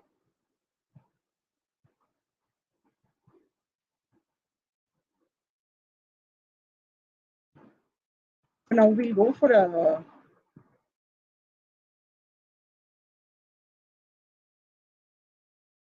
list. List is actually here. The example is given here. Lots of examples. We'll go for the functions which is to be done in the list. You have append, we have extend, and we have remove, insert, and pop. So these are all the methods we can use, or the functions or the operations we say it as we generally use it. So append is actually going to be added at the end, and extending is also going to be that is you try to give it as what add the print a means you try to add the extend the value of it. Then you can try to insert it, you try to remove it, then you can try to pop it also. Pop is nothing but like how we use it in this stack. Pop has been done to delete it. Okay? So these are the some of the things. Sorting can be done here, and we try to work here. So besides this, we'll go now for working with the online. These are the list methods which we can use it here. Append, count, extend, index, insert, pop, remove, reverse, sort, and generate. These are all the list methods. The list is also going to be what? A data type. Tuples is also going to be a data type. But list is going to be a immutable. Right? So we'll go for online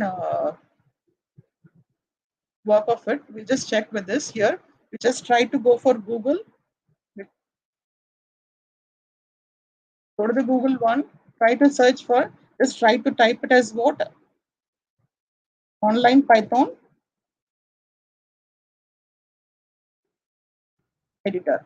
See, this is one facility where you have it as you can use it even with the mobile.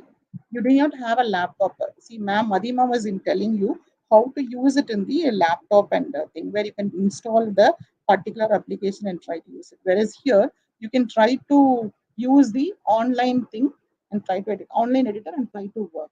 We'll see one or two which is available.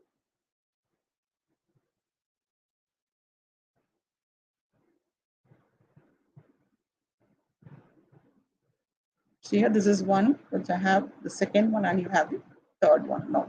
We'll choose the first one. We'll choose this one. Like, and remove the code. This is actually the space which is available. You can remove the code which is there in the existing code, right? And start typing whatever you want, like how ma'am has given us what a is equal to 10. And now this is actually what I'm showing is online editor. So here I've removed the existing one. I'm trying to execute the code. So here you get the result of it. So the online editors are going to give you a very easy way of writing the codes right here. You try code here and try to execute the thing and try to give only one button. But the only thing is there are few programs which you will not find difficult in this particular online editors. But other than that, all the programs will be working in the thing. Like where you have files and dictionaries, or where you go for files, images in your system side where you have to work, that will not be applicable. But other than that, you can all the operations, all the traversals, all the looping structures, and thing will be working inside this. So this is one such editor which I'm showing you all, and you have another one. This is also see here. This is already a program they have given. If you try to run, we'll try to get the first number is asked there. I'm giving the first number, and see, this is already program is there. Only we are using that program, and your program has to be done means you have to use a program like this. Remove all the code from here. You have to remove the code from here and try to use your own code, like what I have done. Like, see, only why I'm trying to give the same thing is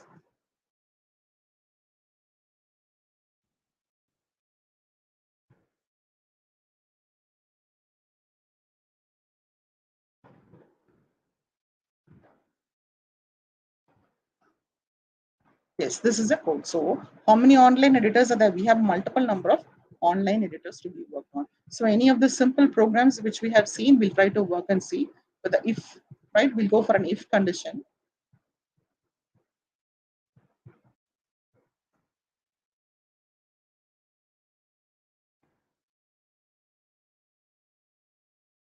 Keep that in mind. You have to give a colon here and do the indentation also.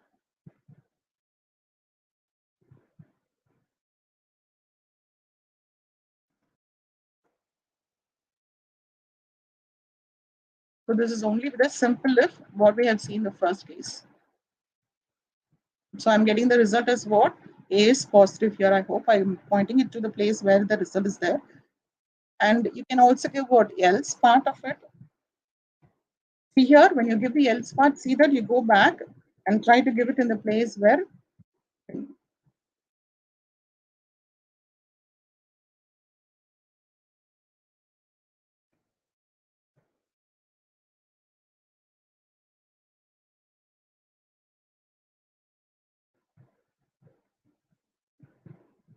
I missed the polling.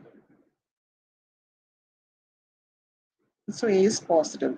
So if I give it as A, since A is 10 only, I'm getting the result. If I give it as minus 10, automatically it is going to give the result as A is negative. So this is our simple way of trying to work out with the real-time programs. What all we have seen, we just take another simple program, which we have seen.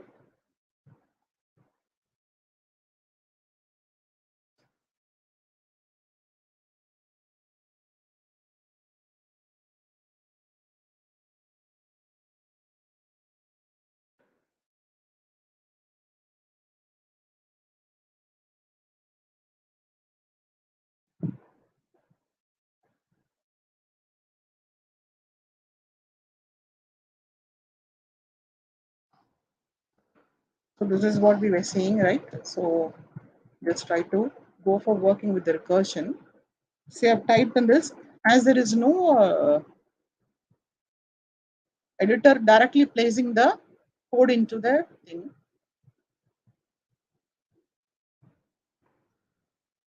We'll try to check whether it works off. Um,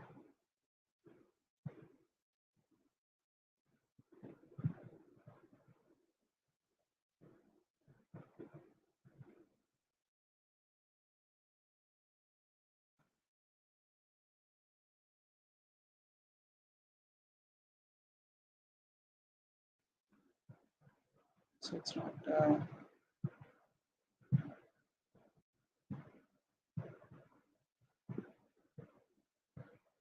Indentation is always a problem. So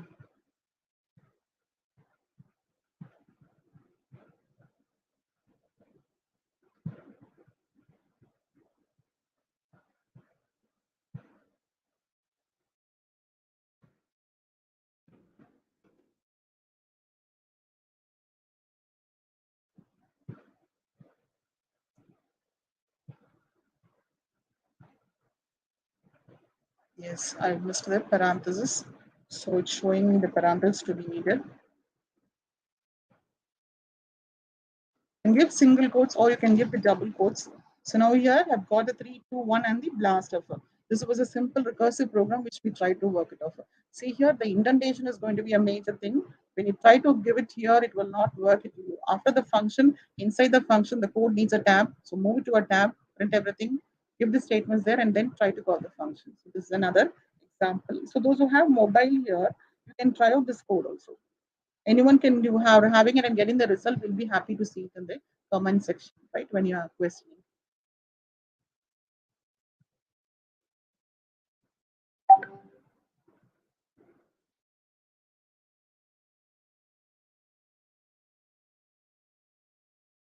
We go for another simple statement like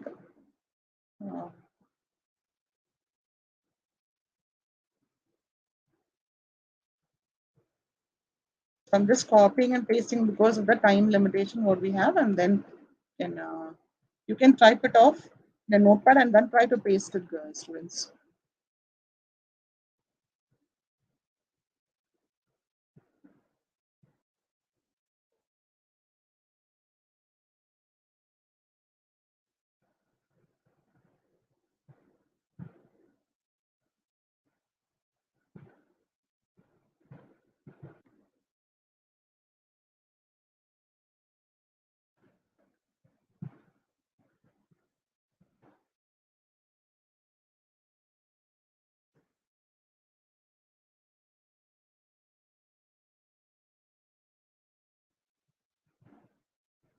Right, let me check with the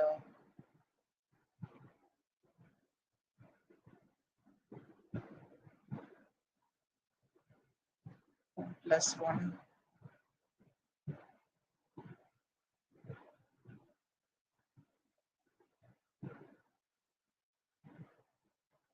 Yes, instead of calling this, we can do it directly or right.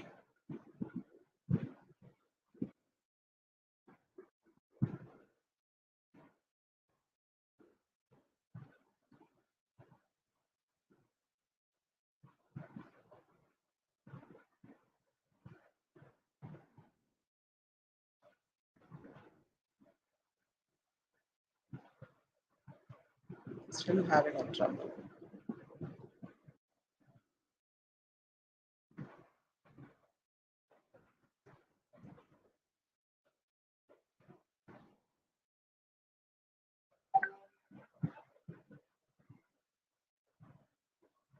Still having.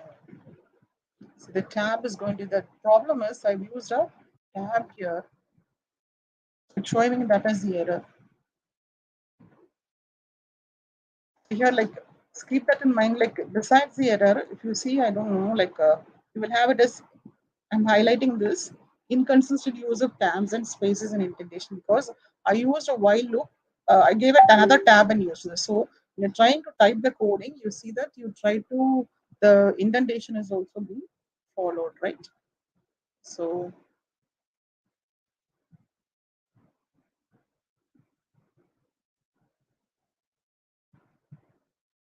with this, like,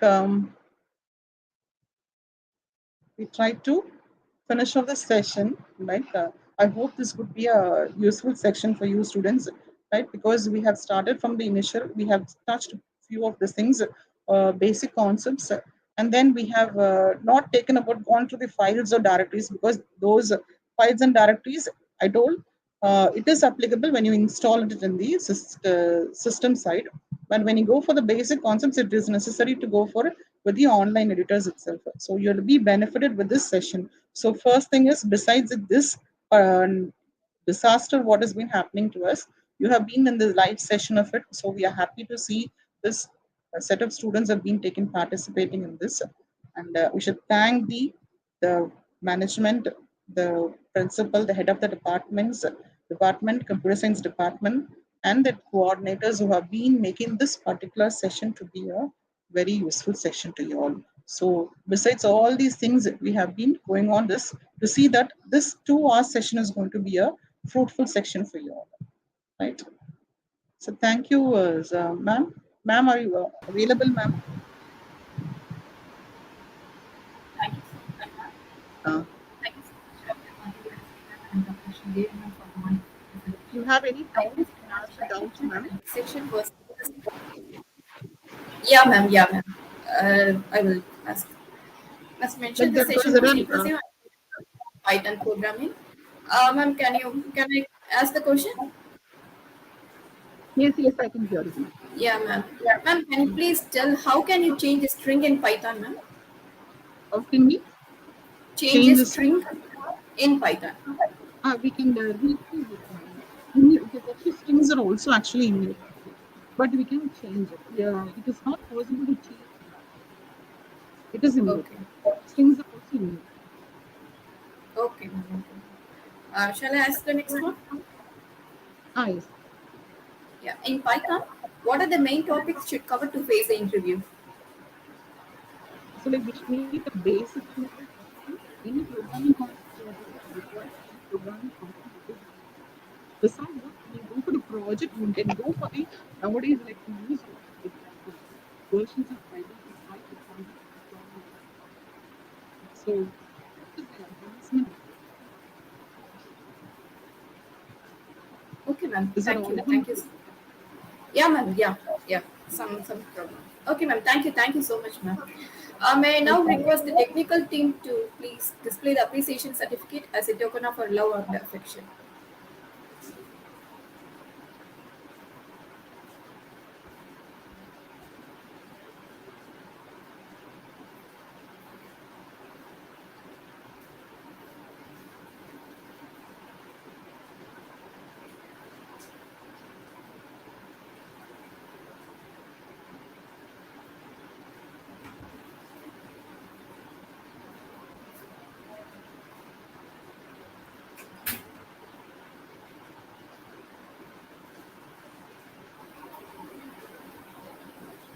Thank you, team.